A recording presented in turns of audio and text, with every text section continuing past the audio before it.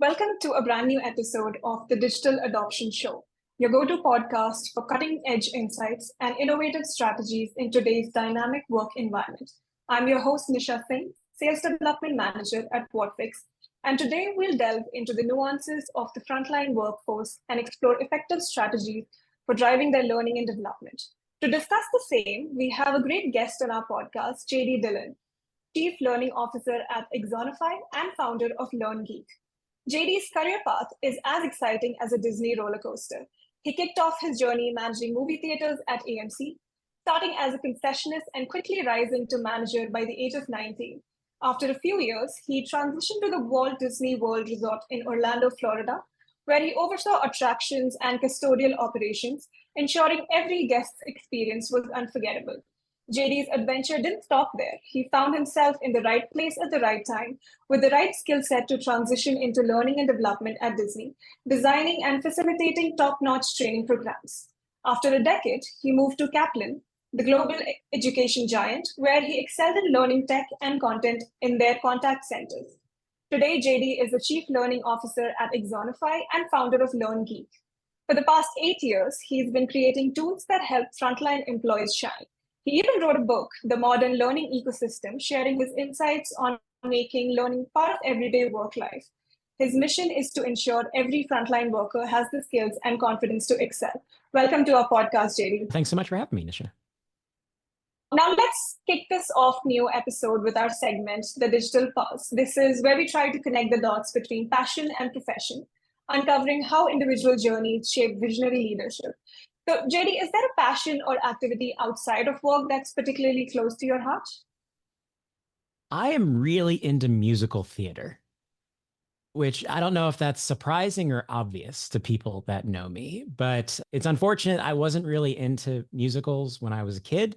And I'm still sad about the fact that I didn't get into theater as a person when I was younger, but I was really shy and incredibly scared of speaking in front of people. So I was obviously not going to get up on a stage. So I think I'm making up for some of that now. I go to probably about one show a month at this point. It's kind of my main hobby is musical theater. And I just really enjoy and I'm very impressed by the show's ability to tell a compelling, engaging story on stage in that type of environment. So I really enjoy the stagecraft side of musical theater. Do you have any favorite musical theater show that you've attended? I do. Hamilton is at the top of the list, but that's kind of a generic answer for a lot of people in musical theater. I'm also a huge Wicked fan, which means I'm very excited that there's a movie coming out later this year, or the first half of the story coming out later this year. I've seen Wicked 5 times. So I'm a little bit more of a Hamilton, Wicked, Dear Evan Hansen, Gentleman's Guide to Love and Murder musical theater fan. I'm a little bit less the kind of Les Mis version or Phantom of the Opera version of musical theater. I get it. I understand why those shows are important and impressive. That's my thing. I'm a little bit more kind of recent pop musical type of a person. Now, we've seen that your experience is in various industries and very interesting ones for that matter. So we have a quick round of rapid fire questions for you. Since you started working in the movie theaters, what's your go-to movie theater snack? I'm a classic popcorn person. I don't really complicate the food experience, especially because I am very good at popcorn. It's a strange skill set to flex, but I've told multiple people that I'm very good at making popcorn and very good at bagging popcorn very effectively and quickly. But it's one of those things where if I'm out in public and I hear a popcorn machine, so you go to a theme park or a movie theater, sometimes the grocery store, they'll be making popcorn in a large popper. And I can't help but start listening to it. And if it starts to go to that place where I can tell they're burning the popcorn, I have a bit of a kind of like, it kind of glitches me for a second because I spent so many years making sure I didn't burn popcorn in a movie theater. So to this, I'm still kind of a classic popcorn, no butter person. All right. And since you've also worked at Disney World, if you had to pick one of your favorite rides there, what would it be? My favorite all-time Disney attraction no longer exists. It was called the Great Movie Ride, and it was at Disney MGM Studios, now Disney's Hollywood Studios. And it was my favorite ride as a kid, and one of the things that inspired me to go work in attractions at Disney. So For those who are unfamiliar, it was a slow-moving dark ride that took you through recreations of classic movie scenes like Singing in the Rain and Mary Poppins and Alien and Raiders of the Lost Ark. And a tour guide would take you through and kind of explain the history of movies to you. And then when you fast forward in time from visiting Disney World as a kid to when I started working there, it was one of the places when I worked for Disney. So it was a really cool kind of a 360-degree experience of loving the attraction, it being one of the reasons I enjoyed coming to Walt Disney World and wanted to be part of the experience of Disney. And then I actually got to work there and met some really cool people and just had a really fun time. It will go down as the most fun job I've ever had. I have a really hard time seeing how that gets eclipsed by anything else that I'll do moving forward. But the Great Movie Ride was my favorite. And if you could see the wall to the left of me in my home office, it's a wall dedicated to the Great Movie Ride where I have different kind of elements hanging from the attraction as a kind of reminder of my time there. That definitely sounds very cool. And talking about cool people, if you could have any fictional character as a guest on your LinkedIn live show, who would it be and what would you ask them? Speaking of walls in my home office, if you could see the wall to my right in my home office, it's covered with Back to the Future stuff because I am obsessed with Back to the Future. It's a perfect movie. I will hear nothing less. So I have to pick a character from Back to the Future. And I think the best answer is Doc Brown from Back to the Future, because I want to understand how someone becomes so intensely committed to a goal. Because if you remember the film, Doc went through his family fortune, became a bit of an outcast in the community, all in service of the goal of inventing time travel. And he did it. Didn't necessarily go great across the three films in terms of outcomes and value, but just understanding that dedication to craft and dedication to a professional goal would be a really interesting conversation in addition to just the science of time travel. That's definitely going to be a show everybody would be interested to watch. And just a last bonus question for our listeners and for myself, what's the best way to avoid the lines at Disney World? Simply stated, it's go in with a plan. You can't go to, and this is true of any theme park, it's not specific to Walt Disney World in Orlando, but you can't just walk in and expect, oh, I'm just going to meander around and do all the things I want to do today, because they're very in busy environments. They're very good at not having slow times or off seasons at this point. So you really have to understand how the machine works and really go in with a priority list to say, these are the things I definitely want to accomplish. I know I'm not going to do everything today in any given theme park. So I definitely want to accomplish these things. And then you have to understand the mechanisms at play. So at Disney World, you have to understand what Genie Plus is and what a lightning lane is and what time should I arrive at the park? Because, I mean, simply stated, the earlier you get there, the better chance you have of doing the more popular attractions. So if you're willing to get up at 6:30 in the morning and be at the park at 7:30 in the morning and walk in with everybody else at rope drop, you're going to be able to check off a lot of boxes really quickly as people kind of funnel in, and then have a plan for the rest of your day. So know what rides you want to do, what shows you want to see, what dining experiences you want to have before you go on vacation. And then at the same time, be flexible, because if you're very rigid to an agenda and a strategy, one, that doesn't really feel like a vacation. It feels more like work in that situation. And then two, things are going to change, right? You're going to have an outdoor attraction high on your list, and then it's Florida, so it's going to rain and there's going to be lightning at some point. So you might have to switch plans and go over here instead of over there. So come in with a plan, have some flexibility built in, but definitely know what you want to accomplish in order to have a great day. So now, before we dive into exciting world of frontline workforce development, let's get to know you a bit better. You said you went from handling operations at Disney World to leading their L&D programs. So how did this transition come about, and what led to this shift? As you mentioned in the beginning, it was very much a right time, right place, right opportunity situation. So in my case, I spent the first half of my career in operational management. So I had an operational management background before I went to Disney. And then my first managerial role there was overseeing custodial operations and then attractions operations. And at the same time, the company happened to be kickstarting a kind of revitalization of guest service standards across the property. And part of that was a large training initiative where they were going to deliver these classes to everyone in every line of business. So they needed a large facilitation team in order to execute that project over a period of months. So I was part of that team where they recruited in operational managers who had some type of facilitation skill or background. And I happened to have that type of capability and had been really focusing on improving my public speaking and presentation skills for several years at that point.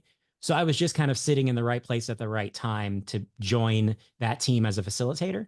And then as the project phased down, I stayed on and started to do more kind of instructional design work, content development work, because my undergraduate degree is in radio, television, communications.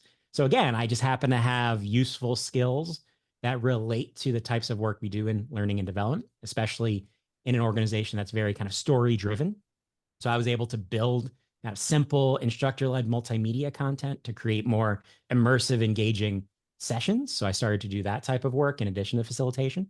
And then eventually I took on a managerial role in learning and development, overseeing the team and different projects related to primarily guest service training at Disney. So it was one of those situations where I truly was just in the right place when the right project kicked off, and happened to, in addition to being an operational manager for several years, had these facilitation skills, had media development background, had never really formally done learning and development. But when I was in movie theaters, I was the HR manager. So I handled hiring and training and onboarding and all of those kind of traditional HR functions too. So I'd been around the idea of job training and content development and started to apply those skills as part of a new opportunity with Disney. That clearly led to a really fascinating path for you ahead. And you also founded your own company and wrote a book. What inspired you and what keeps you going with that? And how did you juggle wearing multiple hats like that? I look at my job as, or my passion around this work is just helping people do a good job today and feel good about the work that they're doing every day. So it's kind of that perspective. I'm honestly, I'm a little bit less into the learning side of what we do and more into the, how can I help? And I think that comes from the fact that I was an operational manager, and that was my job primarily, in addition to handling customer situations and kind of the administration of running a business. It was really, well, how do I help my team be successful? And I think it's a different version of that same idea. And now the way I look at what I do in my current role, working with Axonify and through LearnGeek, is I see myself as helping the people who help people. So I'm in a bit of a privileged position to say that I have access to a lot of different types of conversations and a lot of really smart people through the work that I do with different types of organizations.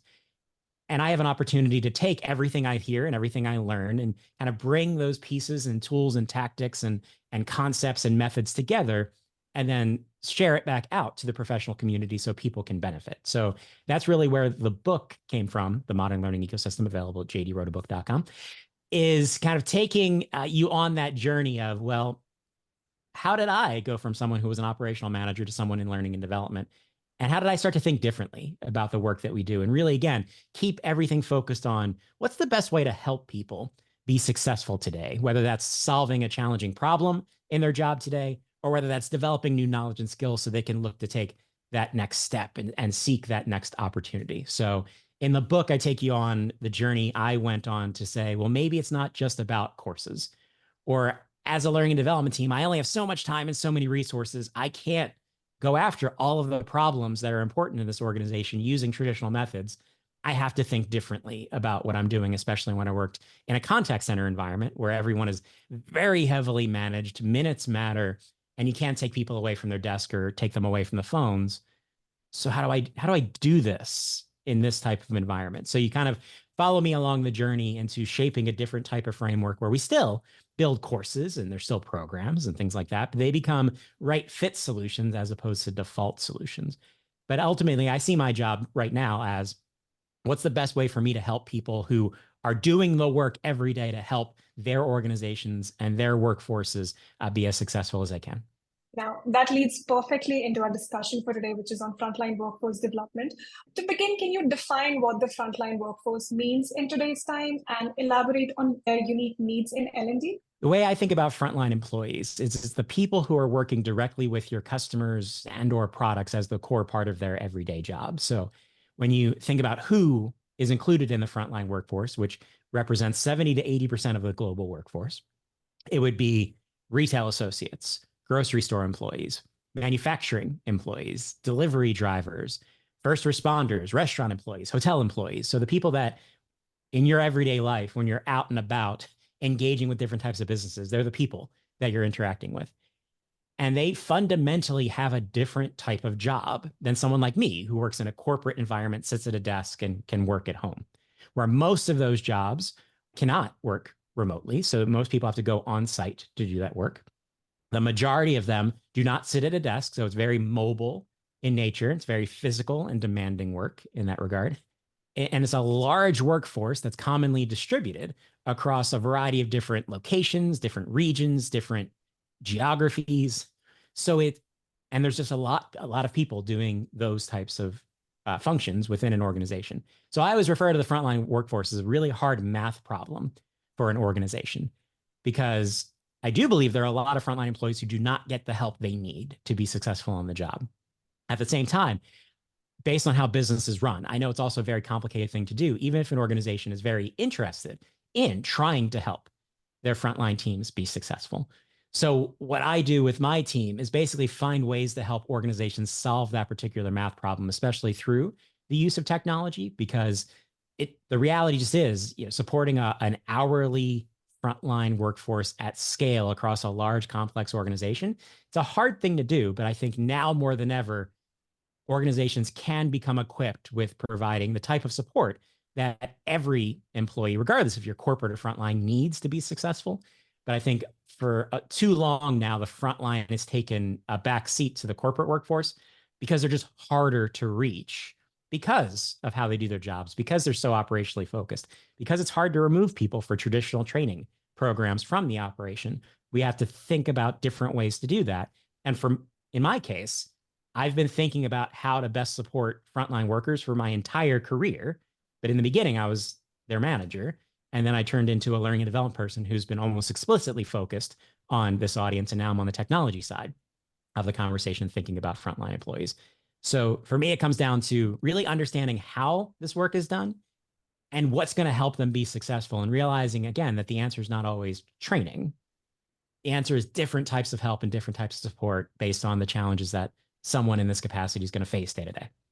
Now, we completely understand that every workforce will come with its own set of challenges, but what are some of the main challenges in providing learning and development for frontline employees, especially in diverse and large-scale operations? Number one, by far, is time. So I mentioned my experience in a contact center. Rule number one of a contact center is don't take people off the phone, because that's how the organization works with customers. It's how they make money. It's how they make sales. It's how they support customer problems, right? Everything wraps around that conversation on the phone. And frontline businesses, and this is true of every industry, they schedule the number of people that they need in order to run the business, because labor hours is their biggest variable cost.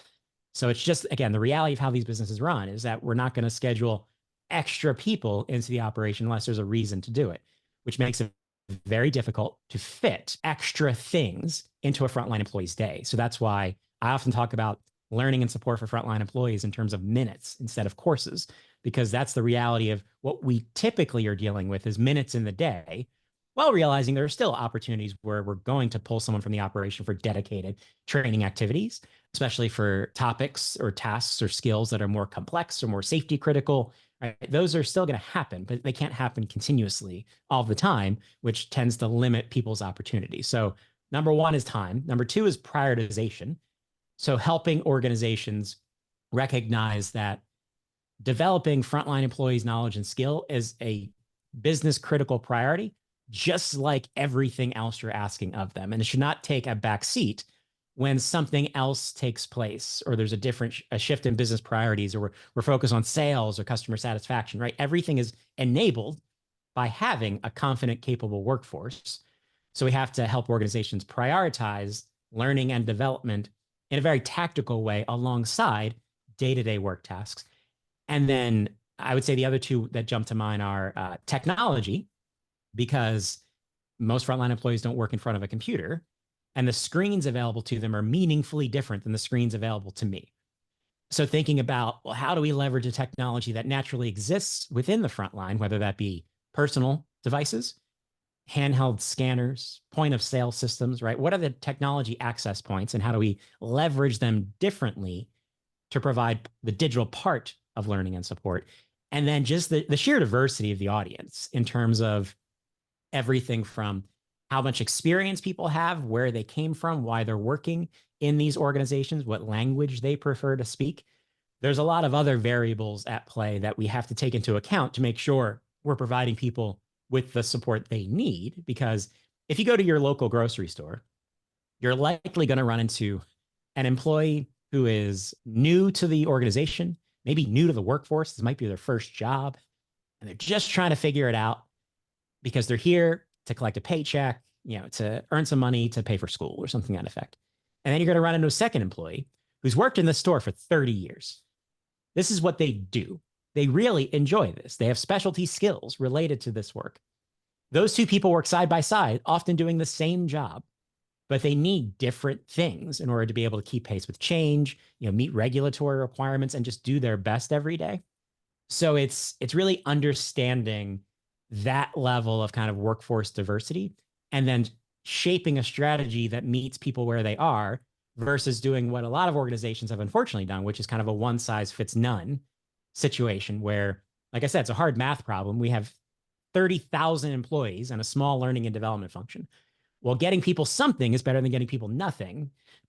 Or is it, in terms of making sure that, that 30-year employee feels like they're getting help to do their job, just like that person who's been here for 2 weeks, who has a very different set of needs. So I think it's balancing time, access via technology, organizational priorities, and just the way work is done and the audience that's doing it, and really understanding what it's like to do that job, especially if you as an L&D professional maybe haven't done the work yourself before, or maybe you did, but it's been a while. So really understanding what it's like to do the job day to day and where we fit as learning and development into their reality, as opposed to trying to ask them to come to us, which just does not happen. Now, in your experience with L&D, can you share any example where you were able to leverage technology to solve some of these L&D challenges? Sure. There's a variety of great examples and case studies on the Axonify website as an example, but I'd say one simple experience I had, I've spent a lot of time in grocery stores. I also like really using grocery stores as examples because even if you haven't worked in grocery or retail, everyone's been to the grocery store. So you kind of understand the environment. And my team went to one particular grocery organization, and we were having that conversation about, well, different specialty departments. And what do you need to be able to do your job effectively? Let's take the deli as an example. And we talked a lot about, well, some of it's training, but a lot of it is reference material, access to job aids and recipes and instructions and these types of things. And we really dug in and said, well, how do you access the different instructions you need to prepare different types of food? And people showed us this binder with all of these printouts of different instructions for baking different types of products. And what was interesting was you could tell these printouts were printed on the worst printer you might imagine. So they didn't look great. Like print wasn't all there. And the photos were all black and white. And when you're preparing food, knowing what it looks like in color is kind of important, right? And then we asked about the process of how do you maintain this binder, right? How do you go through this? And we actually walked through and timed the process where if there's a new update that comes from the deli department, from corporate, well, someone from the deli has to go to the back office. They've got to go through a SharePoint site. They've got to find the updated job aid. They've got to print it on, again, the worst printer you've ever seen. They've got to take that. They've got to 3-hole punch it, and they got to put it in the binder, and they take the binder back. And then when we talked to some other locations about this and we went looking for the binder, there were some places we just couldn't find the binder. I don't know if they've ever found those binders because binders, they walk away, they get lost, they get dirty, right? Things happen. You're preparing food around these binders. So we went through what seemed like a really simple process of saying, well, what devices and technologies available within that department? And we saw that there were tablets for different functions, and even the deli scale, right? The scale where they weigh your meat is an internet connected device with a large touchscreen in a lot of places. So we saw all these touch points that were there. And we said, well, how do we digitize this process, but not just to use technology for technology's sake, but to do it in a way that would be really beneficial to what the employee needs to accomplish as part of their everyday work. So we went through the process of rebuilding some of these instruction sheets for different food prep processes in a digital format that they could access via these already existing devices, and shared them around and saw what people thought. And I already kind of gave away the the end of the story. But the thing that was most important to people, yeah, everyone liked the fact that you didn't have to go looking for the binder anymore, that you knew the latest update was there. You didn't have to go print anything in the back office. All that's great. There's time savings there. There's convenience there. There's efficiency there. The most important thing that everyone was very excited about was that the photos of the finished food and the ingredients and the processes, now they were all in color. And that made a huge difference in terms of food preparation. So it's a small thing that I wouldn't even thought about the importance of color photos as part of this process. But when you talk to the employees who do this work every day, they highlighted how big a deal it was that the technology, they didn't, yeah, we don't have to walk to the back of the store anymore. That's great. But the photos that are in color now are really going to help me make sure that I'm making the right product. And I know when it's at the level of quality desired. So it's a simple example of technology use and making, kind of learning in the flow of work and support in the flow of work a meaningful part of the experience. But I think it echoes how important it is to work alongside the audience we're trying to support and don't make assumptions about what people need or the most effective way to use technology or how it fits into people's jobs unless you're there with the people doing the work and really figuring out, well, like I said, not how can I train you more effectively? How can I help you do your job? I think technology might help us here. Let's try something out, get your feedback and say, oh, okay, now let's start talking about doing this for other departments and in the entire store. And how can we really benefit people through technology? So that one just always echoes in my head of all the different technology projects we've done because it's so simple, but the organization hadn't seen where the actual problem was and the way to use technology to solve it. What was really meaningful to the employees was, like I said, as simple as having color photos of the product that you're trying to prepare. Fascinating story. Since we're on the topic of technology, we know that AI is rapidly transforming various industries. How do you envision AI impacting learning and development for the frontline workforce in 2024? What exciting opportunities you think might this create? I refer to AI as an opportunity to transform learning and development into an equity machine. Because as I mentioned earlier, I think there's a disconnect between how corporate teams think in the frontline experience day to day and the types of support as a result that people receive. And I think there's a lot of barriers and obstacles that frontline employees have to jump over just to get basic help or basic training. And when you talk about AI, a lot of people talk about things like, well, how much faster we can build content. So kind of gain efficiencies there, maybe even give tools to other people in the organization so that we can provide not just more content, but go after more problems and more solutions and connect people with that content. So you talk about things like, digital assistants and the ability to ask questions. And instead of having, again, search through your knowledge base, you can just ask the question and get the answer. So there's a lot of different opportunities that are going to make learning and development more personalized, more available, more embedded into the experience of work. But for me, it's things like translation, where I know for a fact there are a lot of situations where people are just trying to understand the information, yet alone learn it, because maybe the organization, because translation historically has been an expensive, time-consuming challenge. And in my case, my past organizations, we would translate content into a limited number of options. So you might have the base information available in English, and then maybe we translate into Spanish. And maybe Disney, we translated into Vietnamese because we had a large population of the workforce that preferred to speak Vietnamese.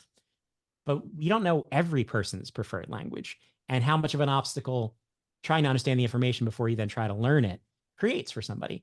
So already today, AI is helping us translate content at very high levels of quality very quickly. So it's less about me as learning and development making the decision around what languages should we make the content available in. Well, now it's becoming a conversation about you as the employee just deciding what language you prefer to experience information in, and technology helping make those adjustments for you so that that barrier is removed. And then another one that I think is really interesting and exciting is when you think about frontline workers, some people might just not be great readers, right? So they may struggle to read, even in their own preferred language, some basic information about doing the job, which may make them guess. Maybe they don't tell people that they might be struggling to read information, or maybe it makes them really reliant on the person next to them because they can't access and find and review information to do their job. Well, with AI, we're finding abilities to adjust information. So maybe one, it's more easily understood Because a lot of times, like standard operating procedures, they're written for the legal team, right? They're not necessarily written for everybody to really understand and really use based on how I do the job. So AI's ability to get very specific and convey information in a way that's more understandable to each individual is huge. And then you take that another step with tools like voice capability. Maybe if you're not a great reader, the machine can just talk to you. So instead of you having to figure out how to use this tool and what to search for and what words to use, you can just ask the question verbally in your preferred language, and the machine can answer you back in your preferred language with the information that you need. So just those types of ideas of how we're going to be able to use this technology to elevate the kind of equitable learning experience that everyone deserves. And I think it's going to come down to like so many different places that we can leverage this tech to enhance the employee experience overall. But I get really excited about those like known challenges that organizations have been trying to overcome for a long time to make sure people get the help they need, that we're already starting to overcome thanks to improvements around AI and generative AI. That's actually a great point about diverse learning styles, which brings me to my next question. How can companies best develop these skills in their existing frontline workforce, considering everybody has a diverse learning style and background? One, I think you have to get very specific about what people need to do. So what are the core knowledge and skill requirements for people who are doing different types of work? And then it comes down to, well, how do we make sure people get the help they need to complete that work and be able to do those things based on where they are in their experience of learning? Because some people, if you work in retail, one person walks through the door for the job, they've worked in retail for 30 years. They definitely understand how to take payments and work the point of sale system and stock products and these kind of basic core skills of working in a retail store. And then another person has never worked in retail ever before. And oftentimes we'll put those two people through the exact same training experience. One person gets overwhelmed because there's so much new stuff to learn. The other person gets bored and almost feels disrespected because I've done this before. Just let me do the job, right? So how do we personalize that experience for each individual? And I think a lot of that is using data more effectively as learning and development. So we can quickly get a sense of where people are and say, well, we can tell that you're struggling in certain areas. This is new to you. So we're going to really focus on these certain topics or skills that are really important to the job. But this other individual, wow, you are moving quickly. We can tell you know this stuff. Let's accelerate your experience and let's focus on some more advanced topics or advanced skills, or maybe even highlight your capability to the management team to say, this person might be the person you want to look at for the next supervisor position or the next key holder position, because they clearly know what they're doing. So really leverage technology and data to get an understanding of where people are quickly and then adapt the experience of learning and support to each individual. So the manager especially knows, okay, where do I need to spend some additional time? Or maybe, no, they know what they're doing. I'm not going to check in as often with this person over here. They've got it. I'm going to spend a little more time with this member of my team over here because the data shows that they're struggling and they need some help in these different areas. So I think that idea, and then continuing to acknowledge and recognize that, and this is true for every employee, right? Learning is not a purely digital experience. And that's especially true on the front line, because if you ask frontline employees, what's the most valuable learning experience that you get? It's hands-on training, right? It's doing the job and learning how to do it with a peer or learning how to do it with your manager. And then technology becomes augmentative to that experience where I get some foundational information, I get support information, help troubleshoot through different things. So you can learn certain things digitally or get support digitally. But a lot of it comes down to, well, if I'm learning how to use this piece of equipment, I need help to learn how to physically use this piece of equipment. I might get the basics of how to drive a lift truck from technology. I may do some simulation before I get in the lift truck so I safely know how to operate it. But eventually I got to get in the lift truck and practice actually maneuvering my way through the facility and picking things up and those types of processes. So I think it's really understanding the different types of learning activities and how they're valued and how important they are to learning different types of skills, and then crafting an experience that, again, meets people where they are and focuses especially on the things that are most important for frontline employees today. I think that's where a lot of organizations struggle, is that sometimes people are so frustrated, or there's so many challenges that they run into in their everyday work, and there's so much friction in the day-to-day work experience and kind of getting simple questions answered, or knowing how to overcome this particular challenging customer situation, that it becomes hard to look forward and think beyond today and start talking about things like career development and cross-training, right? Additional education programs and all of those different types of ideas that the HR department often focuses on as ideas around attracting people to the workplace and retaining people in the workplace through development opportunities. But I think it starts with today. How do you make today as easy and as frictionless as possible? Because ultimately, frontline employees want to do a good job today, right? It doesn't matter if they're there because they need to collect a paycheck to take care of their family, or they're there because they're trying to build a career. They want to do a good job today.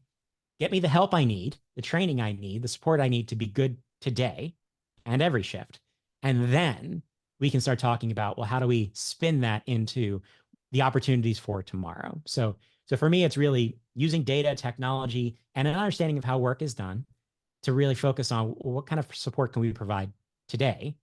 And then the last thing I'll say is I have a particular passion around managers, because I believe when you're a frontline employee, you don't work for your company, you work for your manager, because you don't see the company very often, right? You rarely see the corporate team.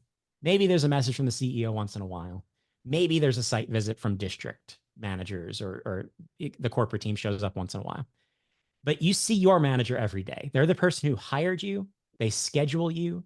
They decide what work you do, what training you have access to. They are the employee experience for a lot of people. And they're key to fostering the type of community and collaboration and experience that makes frontline work more than tolerable, can actually become an enjoyable, rewarding experience. But everything begins with the manager, because a great manager can make an okay job an awesome experience. A bad manager can make an okay job intolerable. So if you as an organization want to improve the experience of your frontline workers, make sure they have the knowledge and skill needed to do great work, to help your business be successful and to reach the goals and hit the priorities you're trying to achieve. For me, if you make one investment, invest in the management team, because you need them to be focused on the right things, to be capable of leading their team, to be able to support people when there are challenges, and to be able to handle all of the different priorities that are put on a frontline manager. And that's me speaking from experience of having been in these types of roles. It's a hard job. It's a long type of a job. It's a 70, 80-hour type of work week job often to be a frontline manager. So they need help to prioritize the right things, to focus on the right things, and especially to focus on their teams. That's how you foster a capable, comfortable, confident frontline workforce, is through the management team, as opposed to directly focusing on the employees. Because if you focus on the employees and you don't have the managers in place, things are going to start to enable that management team, and they feel good about their work and they're focused on the teams. Then you can make really meaningful investments in your employees and build the type of kind of local communities and local capabilities that you need to be successful as a business. So there's kind of certain things you got to think about when you're building an enablement strategy for the frontline workforce. It includes the entire group that's there, but I still think the most important player, more important than learning and development, is the local management team and making sure they've got what they need to take care of their people. Now, with such a large and diverse workforce, I'm assuming employee retention would become a significant concern, not just for the organization, but also for the management. What are some effective strategies for reducing turnover and retaining frontline employees in a high churn environment? I've already kind of mentioned the idea of removing friction, but I think you kind of take that beyond the learning and development conversation. You look at the entire experience of being an employee within a frontline environment. One of the biggest points of friction that people tend to run into relates to scheduling and flexibility. So we have had a 4-year conversation now about remote work and debating how many days in the office, and is remote going to stay or is it going to go? And for me, I am a remote worker, by the way, but I've been really annoyed by this conversation because it doesn't matter to 70% of the workforce. And what we could be talking about, yeah, we should talk about remote work and where work is done, but we need to include the 70% of people who don't really have that kind of option and say, well, if you can't work from home because you work in a manufacturing facility, can't do that from home, or you're a delivery driver, can't do that from home. Well, what does flexibility mean to you, right? How can we create a more comfortable work environment by thinking about removing points of friction and adding flexibility? And one of the biggest points of flexibility is scheduling. So how do we make it easier for someone to say, well, I have something I need to do today, right? I have a child, they have to go to the doctor, I have to find my way off of work today. How do I do that? And how can we make simple things like that, which corporate workers, we can usually manage that type of just day-to-day life challenge, especially if you're remote. Well, how does a frontline employee deal with the same situation in their environment when they don't have that traditional level of flexibility? So it's looking at the practices and the experience of frontline workers to say, where are those points of friction that we can smooth out to make things less frustrating and easier for people to get invested in and motivated to do the job? And then from there, I mentioned a lot around the managers. I think a key to reducing issues around retention is making sure there's a great manager that is enabled and feels like they've got the support of the corporate team to be able to do their job.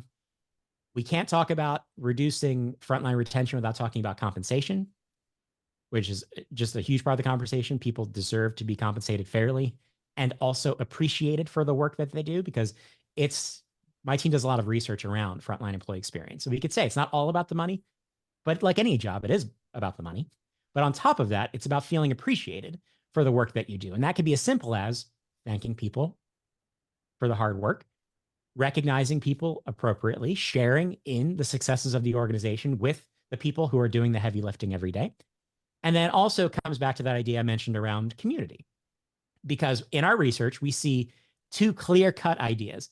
Frontline employees are much less likely to leave if they trust their manager and they like the people they work with.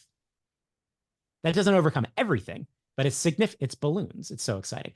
It's significantly more likely that people are going to stay. And that comes down to, again, making sure that we're enabling the manager, but making sure that we provide opportunities for community to engage. Because when you get so focused on efficiency and so focused on the tasks, and you don't give people a chance to learn about one another, to create relationships and to foster that local sense of community, that's where things start to fracture. And that's where a company like Disney is great at fostering that local community and understanding that in a frontline business, you don't have one workplace community. You have potentially as many communities as you have locations. So when I worked at Disney, one attraction environment versus a different attraction environment in a different theme park on the same property felt different. We abided by the same rules. We had similar operating procedures, right? We're all in service of providing a great guest experience. So we're doing the same work, but the people were different, right? The day-to-day experience of what we did and how we did it was different. And the organization appreciated that and enabled us to be able to foster the type of communities in these local environments that were going to help us do great work every day.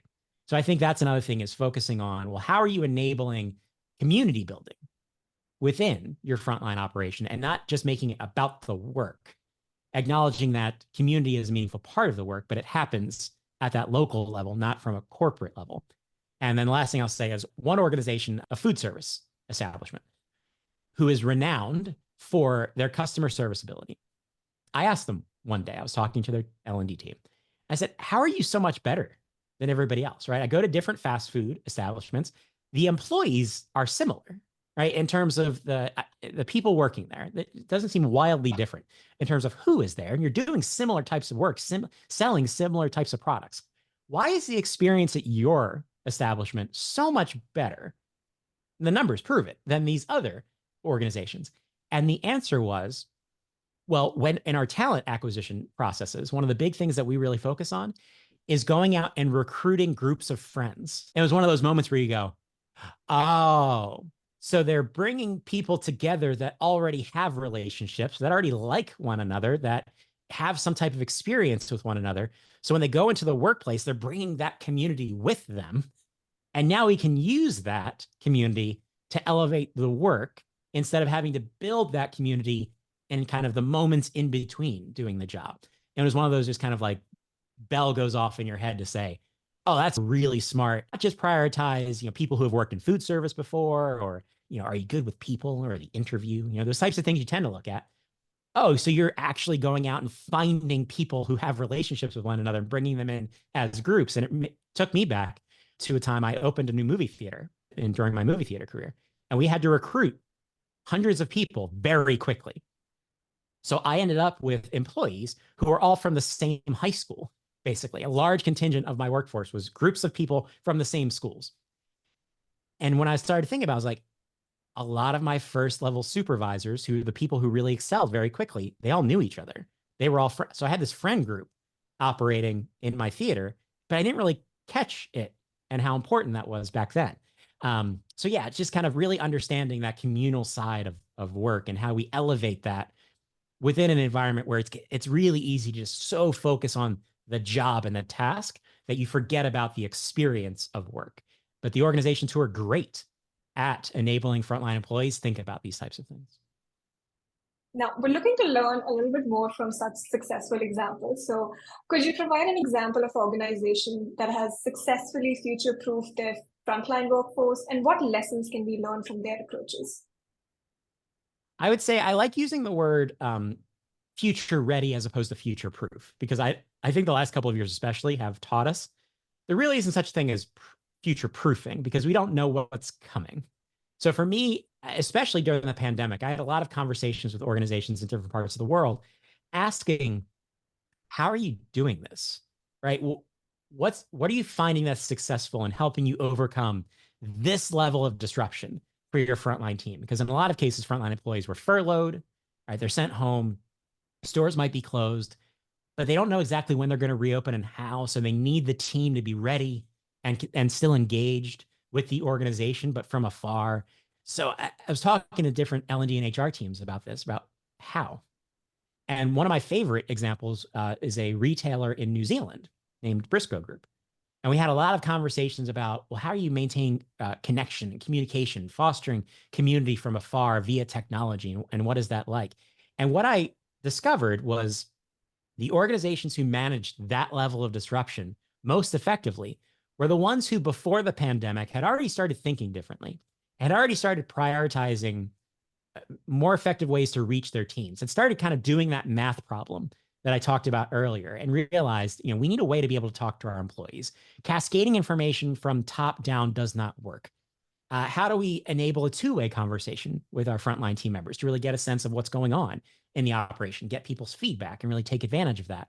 How do we use data to personalize training? So there's a lot of already those conversations about connecting with employees before things started to change, and they were able to take advantage of those channels and those capabilities and those tools in that moment to, instead of teaching people how to do the job effectively, just maintain that sense of connection, so that people were, when stores reopened, ready to come back in, knew what the environment was going to be like, knew what was expected of them, and knew that they were working through this together, and they didn't feel like they were on an island and uninformed and just trying to keep up. And then another example is one of the more recent stories from my team at Axonify is we've done some work around John Deere dealerships. So people who are selling heavy equipment as frontline employees. So professional salespeople, customer support, kind of parts and services type folks who are tractors and farming equipment and those types of environments. And the example in the case study that we just shared from Axonify is around just the complicated nature of doing that type of job. And if you work in heavy equipment, or especially if you work in auto and cars and auto parts today, cars are getting really complicated, right? We went from a world of understanding the basics of how a car works to now every different model has different technologies and different sensors, and some are electric and some aren't. And just kind of this world of technology as a frontline employee, being able to talk to customers about it, service these types of machines, sell these types of products, is just getting more and more complicated. And it's hard to find people who have that experience, right? So you have to build that capability from the start. So we talk a lot about kind of shifting training strategies and really shifting from overloading people when they come through the door during onboarding to turning learning into a continuous experience, so that you're getting kind of drip fed information. You're kind of learning as you go, and micro learning as a scenario where you can do a little bit at a time, but it adds up over time. But make sure people have access to the tools and information they need to look things up or get questions answered or ask the digital assistant how to do something, because we know, someone's not going to understand how a tractor works on day one to be able to have that conversation you want them to have with a customer. But we need to get them there pretty quickly, but we need to do it in a way that matches how work is done and how people actually learn. So when it comes to the idea of kind of future readiness, I think it's really understanding that the frontline workspace is a constantly changing environment. There's always new products, new processes, new rules, new compliance requirements, and there's a lot of stakeholders who want your frontline teams to do certain things, right? If you're back in the grocery store, the meat department wants one thing, loss prevention wants something else, store operations wants something else. And you just have a frontline employee who's overwhelmed and wants to do a good job today, but doesn't know where to focus or where to prioritize when there's so much going on around them. It's just hard to keep up. So how do we put the tools and channels in place so that no matter what that next change is or what the next big business priority is, I, as a frontline employee, know where to go. I know what my tool set is. I know how I'm going to get support so that it's not just kind of chasing and figuring out, well, this time I'm in a classroom and that time it's an e-learning and there's a job aid for this. Like, no, what does support look like here? Okay, I use this tool for this and I go here to find information and this is where I receive communication. And it's not about a bulletin board posting that I missed because I was off last week. Now there's a consistency. Like I said, a frictionless experience that I can use to feel comfortable because I know I'm getting the help I need. I know where the tools are. Now I can focus on doing the job and doing it well. So that's what I've seen and learned over my entire career, but especially the last couple of years, is making sure people have that experience and that structure to rely on, because then when things change, there's a base that they're coming from, and it's not just another thing that makes the job more complicated. Those are some fascinating insights. JD, your perspectives on managing L&D for frontline workforce was absolutely fantastic. We've covered a lot of ground. Thanks for sharing your expertise. My pleasure. Thank you for having me. To our listeners, we encourage you to explore these enlightening conversations on the Digital Adoption Show across all major podcast platforms, including Spotify, Apple Podcasts, Google, YouTube, and more. Whether you're at home or on the go, your podcast is the gateway to learning trends and digital adoption. I'm your host, Nisha, signing off. Stay tuned for more engaging and informative episodes.